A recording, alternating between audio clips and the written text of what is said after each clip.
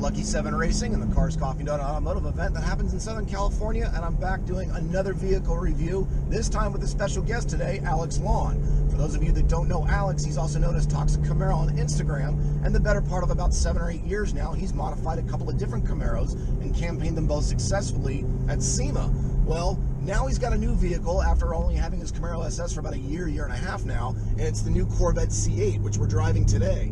And I gotta say, Alex, I'm really surprised. A Corvette versus the Camaros. You've always been known as a Corvette or a Camaro guy. Now you've got the new Corvette. What is it about the Corvette that made you want to really change over to a new platform? Because this is a lot different just based on what we're feeling here with where we're driving it, with the turn-in, the acceleration of the vehicle, and of course it's a different platform. So tell us a little bit about why you wanted the Corvette and what really turned you on to it. Well, I wanted to just try something different, like you said, a different platform, the mid-engine. Never have owned a mid-engine car. I've driven and raced mid-engine cars, but obviously never an American muscle one, and wanted to try something different. Motor Trend Car of the Year.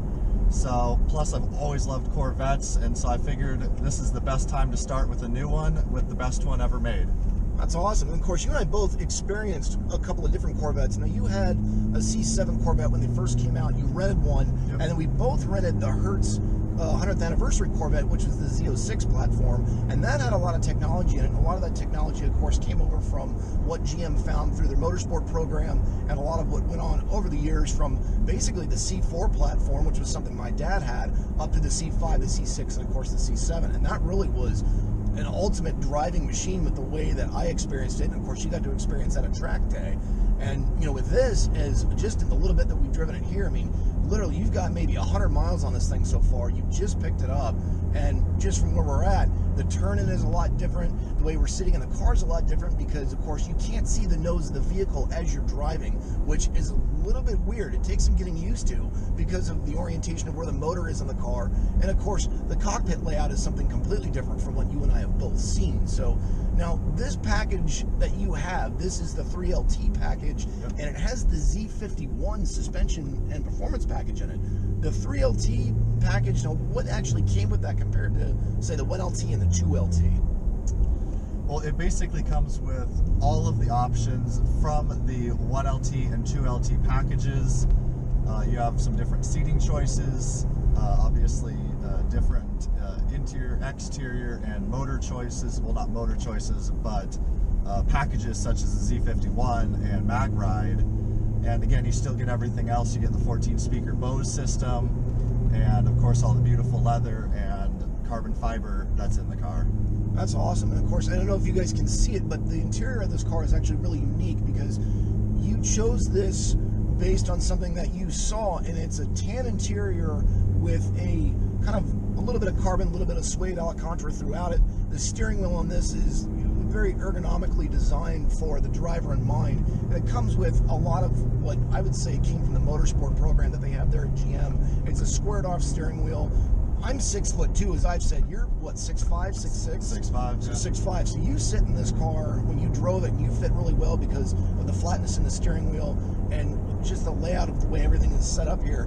Now, this is also really designed with the driver in mind because, as those of you guys may not be able to see, with where Alex is sitting, he's kind of shut off from everything going on with what the driver has. He's really set apart from where all the controls are. Whereas, as the driver, in the position I'm in, I've got the LCD screen facing more towards myself.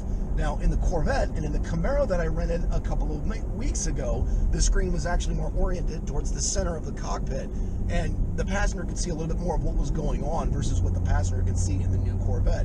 So it's the uniqueness of what they've put into this vehicle.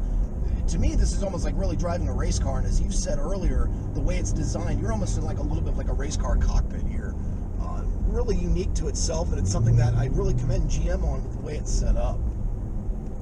Absolutely. No, it has the fighter jet kind of feel to it, and that's what I've always heard that GM was going for with this car, is they wanted it to definitely have more of that race feel, the fighter jet cockpit with everything aimed towards the driver so that you get the full driving experience, and not so much the passenger, but of course, obviously, it's the most important for the driver.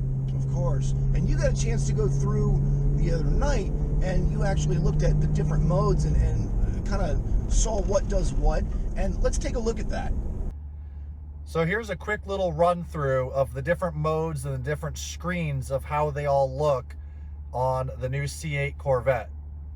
So this is currently the touring mode, blue screen, backdrop, nothing too crazy.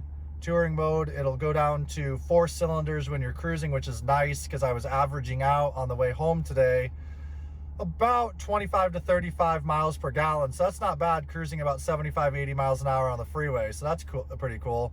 Used to have that in my 2019 2SS Camaro that I currently own. But then obviously when we did all the motor work to it, we had to get rid of that feature. So, but this is currently touring mode. Then switch it over to sport mode. So that sport mode changes up the gauges, turns everything red. Obviously, I haven't done 500 miles, so the rev limiter is still set at 4,500 RPMs. I don't know if you could really hear it in the video, but it does change the exhaust noise. It is noticeable different, not obviously super loud and obviously nothing like my Camaro, but it does change it and give it a little bit more of a sound, which is nice. And then track mode, that's track mode. Pretty cool. And then there's also a feature which I haven't played with yet because obviously I just got the car, and that is my mode. And you can basically set up through the screen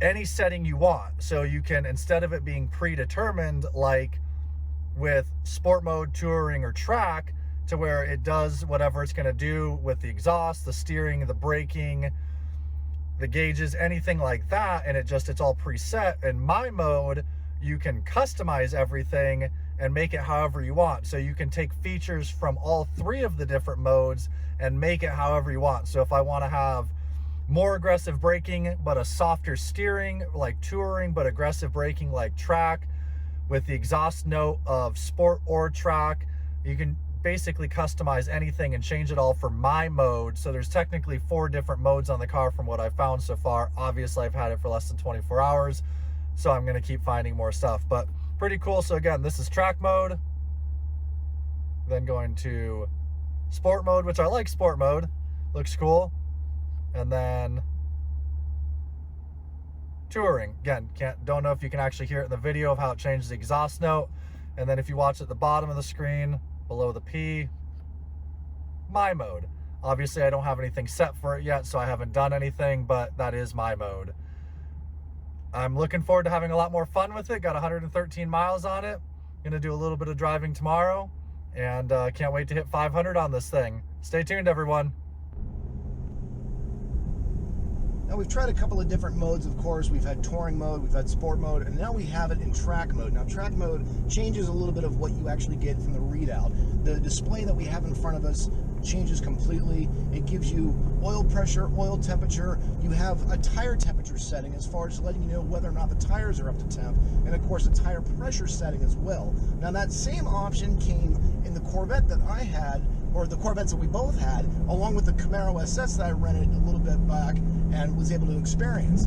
And of course, being in sport mode, the RPMs are supposed to be able to come up a little bit, and of course the exhaust sound opens up to where you have a little bit of a louder exhaust sound. But because we haven't broken the engine in yet, or you haven't broken the engine in yet, we still can't get it past, 4,500 RPM, which for now is fine, but this at least allows us to experience the steering input and the suspension. Now, I've noticed that the steering definitely tightens up, and the suspension is also stiffened up, because I can feel it. It's a lot more of a bumpier ride when you're in track mode, which I don't mind. I mean, it basically gives you that race car feel. You get a lot of good feedback back to the driver as far as what the car is doing.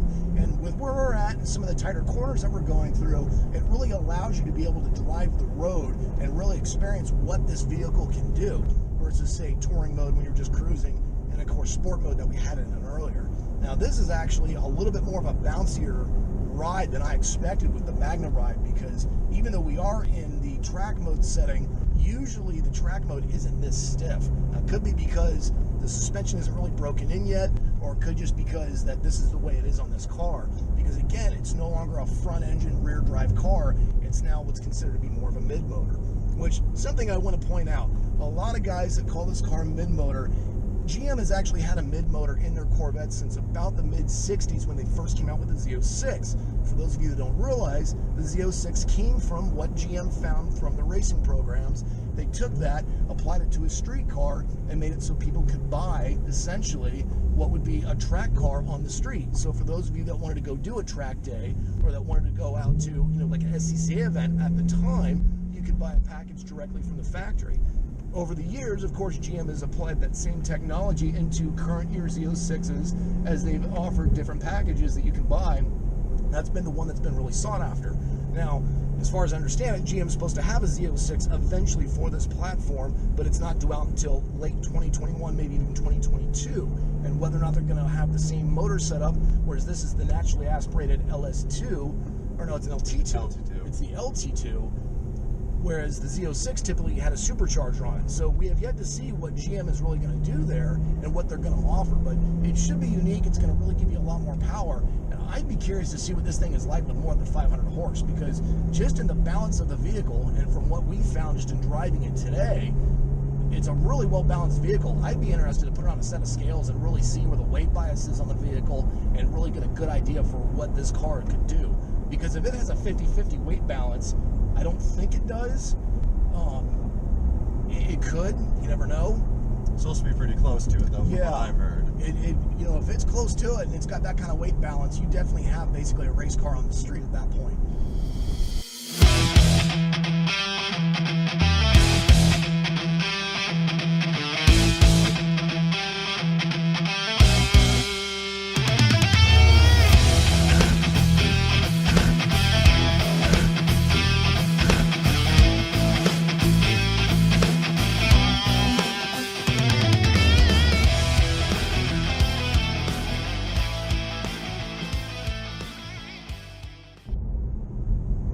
Touching a little bit more on the interior of the vehicle, and as you've mentioned, it's got that fighter jet feel and it's got that cockpit feel. Some of the odd intricacies of the vehicle, and in fact, is this big giant like center support piece right down the middle of the car, and it really does cut the driver off from the passenger. But this is where all of your HVAC controls are. So essentially, my heated seats, my air conditioning, the heated seats for Alex, his air conditioning settings as well, is all sitting right here. And it's definitely different to have it here instead of anywhere else, but there's really no other room on the vehicle to have it. And it just, to me, it's going to take some getting used to, I would think, having that where it's at. So just a uniqueness to the interior. Some of the other key features, of course, it does have a manual mode, even though it is an 8-speed automatic dual-clutch transmission, which for me, of course, being a purist, I want something where I can literally shift gears and have a clutch. Now, Alex, being a little bit younger, actually never learned how to drive a stick-shift car. Don't know why, but he's always had an automatic. So with this car being the 8-speed, and your Camaro is a 10-speed, right? Now, how does the shift points on this compare to what the Camaro had, and for what you remember of the Corvette that we both rented, as far as how the feel of it was and what it actually did for you? Well, I obviously haven't had a chance to really get on this car because I'm still doing the break-in on it, so I haven't done much with the paddle shifters, but I do know that the C7 Z06 compared to with the 8-speed, compared to my 10-speed 2019 Camaro, they're about the same. I would say that the 10-speed on my Camaro is a little bit faster on the gear response, a little bit quicker click-through, but there's also, 2 more gears to it. Plus, you have a slight lag with the LT4 supercharger, but as you can see right now, this one responds pretty nicely to the paddle shifters. It's pretty instantaneous as I hit it. I mean, it's a very quick response when I, with the inputs. And some of the other cars that I've driven, like the first paddle shift car I ever experienced was a Porsche, which my family owns, and that was pretty interesting the way that was designed and the way that shifted. And then I also had the opportunity to drive a Lamborghini Huracan at one point in time, and the shifting there was, of course, instant and almost violent because there's so much power in that car. Now, with 500 horsepower and being a mid-motor car rear drive, the power delivery is definitely very smooth. It's not a hard, violent acceleration, but we haven't really pushed the car either, only because the car's brand new, and we want to wait a little bit before we really push the car hard and jump on it. It does have a launch control feature, which is what a lot of people have been using in other videos that I've seen to get that 0 to 60 time down around about a a 2.8, maybe a 2.9 from what some of the magazines have said. Other people have said it's really more like around 3 seconds. Now, with this specific package, the 6.2 liter V8, it's got about 500 horse or so. I haven't really experienced if it's really around 500 horse. And once we break it in, we may just see a dyno day or something like that to really get a better idea as far as what the vehicle is really set at. And then, of course, with some of the modifications you're planning on doing later on down the road, you know, then you can really see what you've done and, you know, some of what the vehicle can really do and what you have planned. I mean, are you going to try and get the thing up around 1,000 horse, or are you just kind of going to do some things with the motor and leave it alone? The end-all goal is to definitely do around 1,000 horse, either twin turbo or supercharged from obviously one of the main companies out there. But right now it's going to be more suspension, body modifications, getting it ready to go out to SEMA, and then working on the motor after it gets broken in and working with some companies on that. That's awesome. That'd be a great thing to see. I'm really looking forward to that. You know, one of the things that I haven't mentioned on is that much like the Camaro that I rented and the Corvettes that you and I had both rented, it does have a nice heads-up display right in front of me. And of course, the dash has all the controls set up, like I mentioned before, for the driver. I've got full display as far as RPM, mile an hour, fuel, where your oil temperature is. It has a Jeek meter on it. As far as your trip meter, your distance, your speed, your fuel economy, all that sort of stuff. And of course, right within the front view of the driver, you've got what RPM you're in, your mile an hour, and a G meter for when you're in the sport mode that we're currently in going down the road. So it does have some really advanced features in it, much like some of the other cars that we've both driven. And you know, from what I can see, this is definitely the top for GM over the years. I mean, it's really advanced. They've done quite a bit here with this car to really be able to expand and go after a different market. One of the things that GM has really gone after with this is the fact that they want to go after the European market. They want to go after Ferrari, Lamborghini, Porsche a little bit, and McLaren, because those guys all have mid-motor cars. They've been in that game for quite some time, and now they're trying to put their foot in the water, and they've made quite a big splash with this, that's for sure. So it's going to be unique to see what happens as far as what you're doing with the vehicle, and as we get more into the year here, because this is a first-year vehicle, they say for 2021 there's going to be some other changes to those vehicles, and then of course whatever GM does to be able to go after those companies and create a completely different market for its consumers, especially the niche Corvette brand guys. Now, me being a little bit more of a Corvette guy and having Corvettes in the family, I've always been a front motor rear drive fan, so to speak, of the car. The uniqueness of the car, the looks, the package that this vehicle has in it, we're going to take a closer look at. So let's go up here, we're going to pull over, we're going to take a look and see what else we have.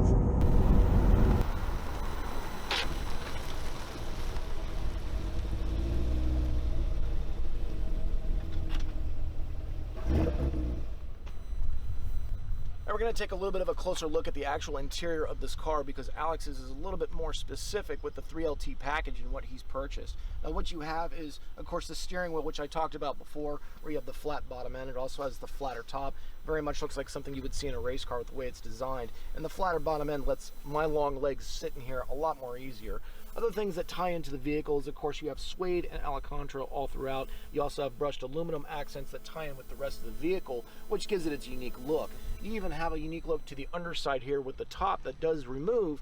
If you can look, you can see the stitching is carried throughout the top, and it also is carried out throughout the dash and the seats. And the seats also have the uniqueness of there's carbon fiber in the seats. So as you can see, this is all designed. This is part of the GT2 seat package, which is part of the 3LT package that you can buy. So really unique to the vehicle itself. Let's take a look at the wheels and tires and the braking system that's with the Z51 package, and a little bit more closer detail of the engine.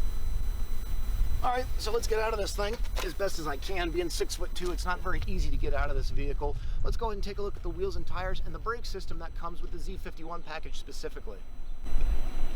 So on the front, it's a 19-inch wheel. It's a 245/35/19, and then the back is a 305/30/20. They're Michelin Pilot Sport 4S tires. They definitely have a lot of grip, as from what we experienced earlier as we were going down the road. Your turn in, your acceleration out of the corner, plenty of grip, and of course the power was there, and the car was able to hold what we were putting to the ground for the moment. So the braking on this, as well as part of the Z51 package, you've got a little bit bigger front and rear brake. The front is actually a 13.8-inch rotor, and the rear is an upgraded to a 13.6. Now the front caliper is a larger multi-piston caliper, and the rear you actually have twin calipers mostly because of the weight that's in the back of the vehicle, and to be able to slow the vehicle down when you're under hard acceleration going into a corner. So let's take a look at what else we have. We've got a frunk, and we also have a trunk and the LT2 engine, which I'm going to let Alex explain. So now we're going to talk about the front and the rear of the car, and we'll start with the front. It's the front trunk, and it's a pretty good size for a mid-engine car. Again, you're not going to expect anything too large. You can probably fit a carry-on bag, maybe some groceries inside of it. They have the emergency exit button in case any of your kids or anyone was to playing around and got stuck inside of it. It's got an auxiliary power source to it. And again, good size for a mid-engine car. You can fit carry-on, things like that. And what I really like is it has this really nice design, how Chevy cut everything out to make it all flow instead of it just being rounded or squared. They really made everything very elegant on this car with all the different features. So now let's move on to the rear of the car and go take a look at the motor and the trunk back there. So back here we have the naturally aspirated LT2 6.2 liter V8 motor that Car and Driver magazine is putting down as 495 horsepower and 470 foot-pounds of torque, and that is with the Z51 package, which this car does have. You can also see that it's got a decent sized trunk to it, to where you are supposed to be able to fit at least 1 or 2 golf bags in here, and it's also for the removable hardtop that you can put down in here too. And again, not a bad size for a mid-engine car. Plenty of storage in my opinion, because you're not really going to be doing a grocery getter with it. It's a sports car, good size. One of the unique features on this vehicle, which I do like, is the soft close hatch that it has. So you just pull it on down, let it come to its resting spot, and then just give it a little push, and it sucks it down and locks it. So you don't have to push too hard on anything. Now let's go ahead and see what this LT2 sounds like on startup in sport mode. Brad, you want to go ahead and get in the car and fire it up?